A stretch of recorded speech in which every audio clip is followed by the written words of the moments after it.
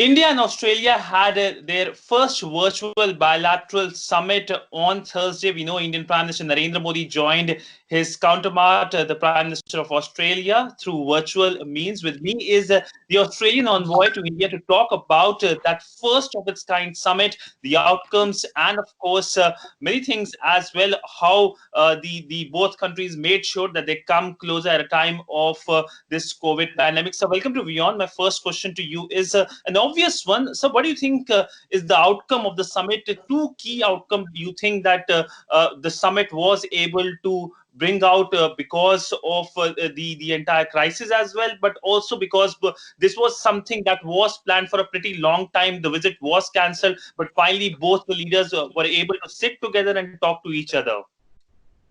I think importantly that over recent months and years, we've seen India and Australia work closely together on a number of shared goals, particularly, for instance, contributing to a more secure, open and prosperous Indo-Pacific region, strengthening our economies and making them more resilient, and strengthening international institutions so that they can better meet the needs of our citizens. And what came from those interactions was that it was realised that it had become more important than ever for like-minded democracies like Australia and India to cooperate in shaping the region and indeed the world that we want to live in. And so this is what drove what I believe to be an historical high point in the relationship as demonstrated by the Comprehensive Strategic Partnership Agreement at the virtual summit. And the elements of that partnership are essentially defence and maritime security, cyber security and technology, science and research, and critical supply chains across eight agreements. But two new areas stand out for me in particular, and that's critical minerals supply chain and cyber-enabled critical technology. And the fact that we're expanding our cooperation in these areas reflects the emerging challenges that we face as like-minded democracies in this region. Mm-hmm.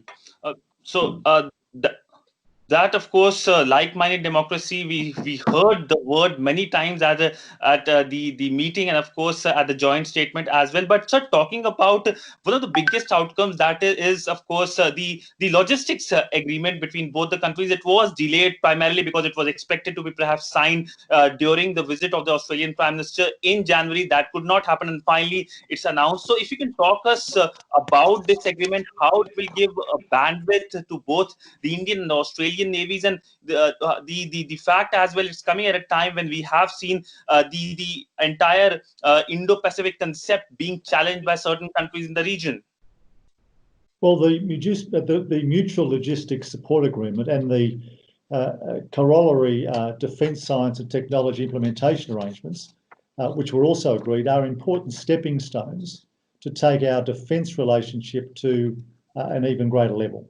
Already our defence cooperation is at historic levels. Defence activity has quadrupled over the past 6 years. The Oz Index naval exercise last year was Australia's largest ever defence deployment to India, and our most complex, involving submarine-to-submarine serials and P8 maritime patrols across the Bay of Bengal. But with these agreements, it makes it easier for us to do more of these and more complex joint activities, and to realise the shared goal of a free, open, inclusive and secure Indo-Pacific region. Mm-hmm. So was China also discussed during the meeting? We know that while there was no explicit mention of China, the fact that Indo-Pacific was much mentioned during the opening remarks, and of course in the joint statement as well, how there is a country, of course, which is trying to challenge a free, open and a prosperous Indo-Pacific. Well, the leaders focused on broad regional dynamics.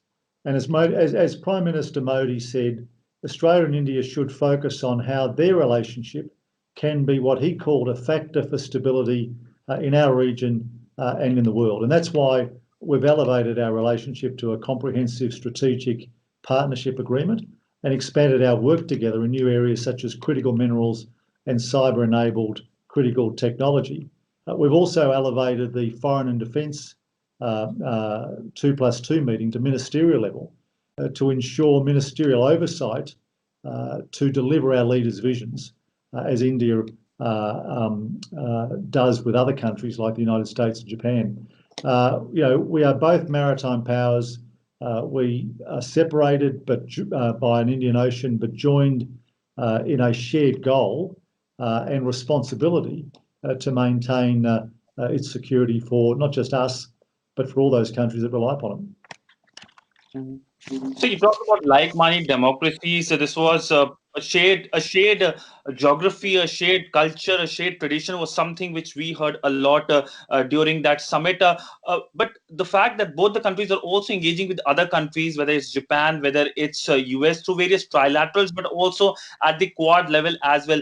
How much this was discussed to not only broaden the partnership between both the countries, but broaden the partnership with like-minded countries in the region? Well, I think both India and Australia share a commitment to internationalism. Both of us share a view around multilateralism and bilateralism and using international institutions to resolve issues. Now, the Quad remains as important as ever.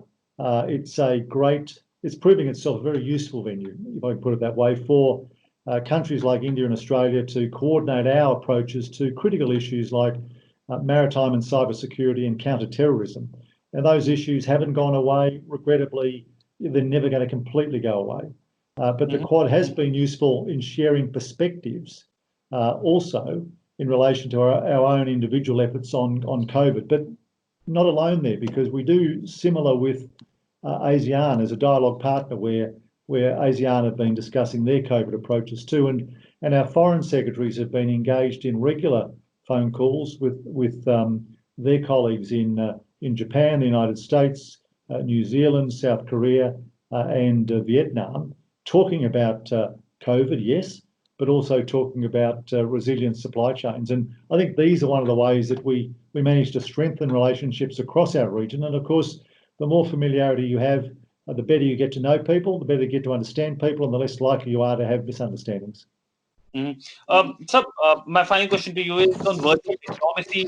Yesterday was a landmark day in terms of doing diplomacy, leaders meeting through virtual means. In fact, your Prime Minister lauded the Indian Prime Minister and also recalled how he used holograms during his electioneering. So, is it the future now that diplomacy will be conducted using these means? Because diplomacy is much more personal, people and leaders meeting together in a room, but now they are meeting via medium and exchanging greetings, coming out policies.